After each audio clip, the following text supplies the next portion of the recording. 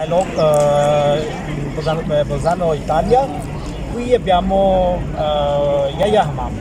Parliamo un attimo la vera cosa di conflitto tra Israele e Palestina e come sarà risolto in futuro. Yahya? Sì, innanzitutto io non lo chiamo conflitto israeliano-palestinese, io lo chiamo l'aggressione israeliana al popolo palestinese.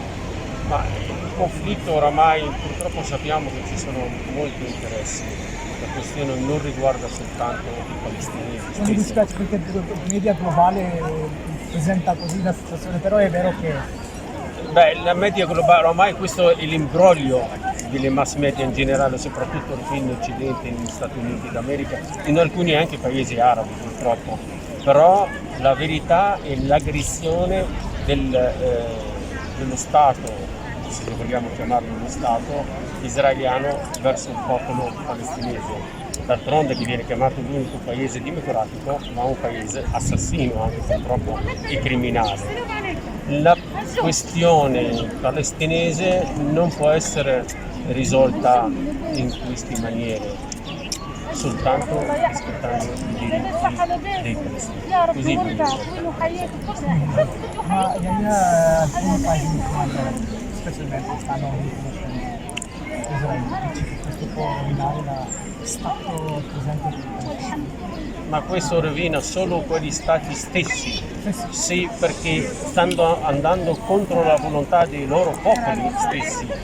Se voi andate a fare un sondaggio, ma non solo anche in mezzo ai popoli arabi e musulmani, ma anche in mezzo alla popolazione europea, oramai perché la popolazione non accetta l'ingiustizia, questa è la verità. Yahya, ho visto che questa volta le manifestazioni a livello globale hanno proprio aiutato a fare cesta di fuoco o solo aggressioni, l'attacco proprio forte da Hamas? Qual è il proprio motivo che hanno accettato subito la cesta? Ma io li dividerei in due punti fondamentali.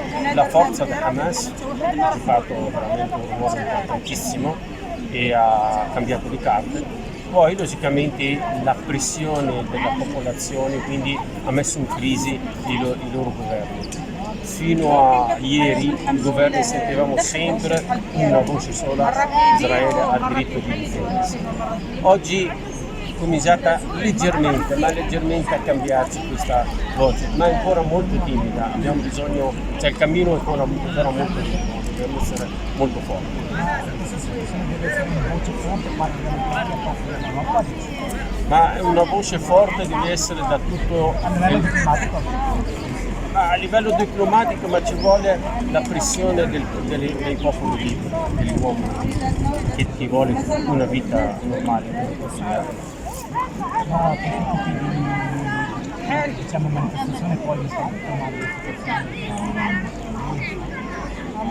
Ma tra i Come vedi l'importanza di una manifestazione? Ma io la questione dei due stati io non ci credo.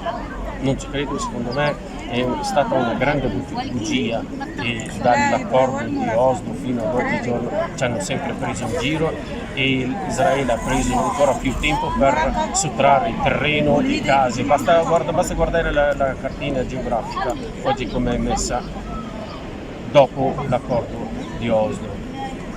Io dico, se non si rispettano i diritti dei palestinesi, questo problema non sarà mai risolto, i conflitti saranno ancora più forti e le guerre che vedremo in domani saranno ancora più forti. Qual è il messaggio di slogan, il messaggio di manifestazione di oggi? Ma il messaggio di oggi è praticamente basta, bisognerebbe dare il sostegno ai nostri fratelli palestinesi, basta l'assassinio, basta l'olocausto del 2021 dei popoli palestinesi. Yahya, grazie per parlare con TV4U.